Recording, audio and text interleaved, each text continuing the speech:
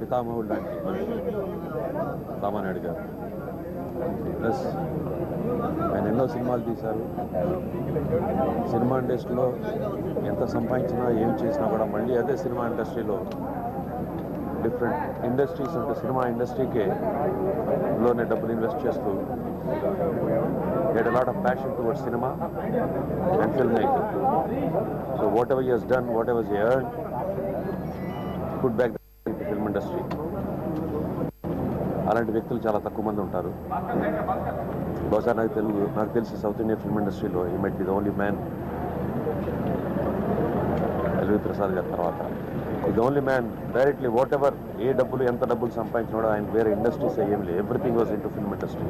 Cinema studio కానీ, distribution కానీ, theatres కానీ, ఎక్విప్మెంట్ కానీ, కెమెరాస్ కానీ, అలాగే వాళ్ళ పిల్లలందరూ కూడా ఆయనకి తోడుగా ఉండటం, హీరోలా ఉండటం, everything, the whole family, my family అంతా కనెక్టెడ్ టు ఫిల్మ్ ఇండస్ట్రీ.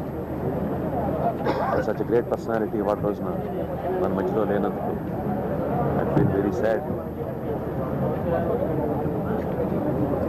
ఇప్పుడున్న యంగ్స్టర్స్ ఎవరైనా ఫిల్మ్ ఇండస్ట్రీలో ఉన్నవాళ్ళు, ఏ డిపార్ట్మెంట్లో ఉన్నవాళ్ళైనా కూడా నాకు తెలిసి ఆయన దగ్గర నుంచి ఆయన గురించి విని, ఆయన చేసిన పనులు తెలుసుకుని ఆయన అడుగుజాడలో నడిస్తే డెఫినెట్గా ఫిల్మ్ ఇండస్ట్రీలో మంచి మార్పులు వస్తాయి అనేసి, ఇండస్ట్రీ ప్రాస్పర్ అవుతుందని నా నమ్మకం.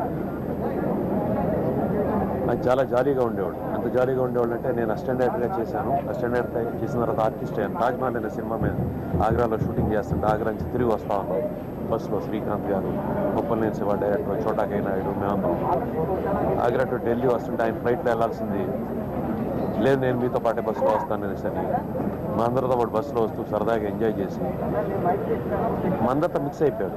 Such a great man, old man and elderly person.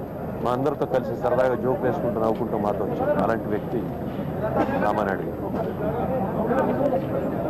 రీసెంట్గా నేను ఒక 1 వీక్ బ్యాక్ వచ్చి కలిశాను. అట్లూరు పొంచమరావు గారు ఆయన చూడాలంటే ఆయన నేను వచ్చి కలిసాము. But anyway, it is so sad today. I feel sorry. యావత్ సినిమా ఇండస్ట్రీ తీర్చలేని లోటు. ఆయన ఆత్మకి శాంతి చేకూరాలని వాళ్ళ ఫ్యామిలీ మెంబర్స్ మనస్థైర్యంగా ఆ భగవంతుడి వారిని మనస్ఫూర్తిగా కోరుకుంటున్నాను. I love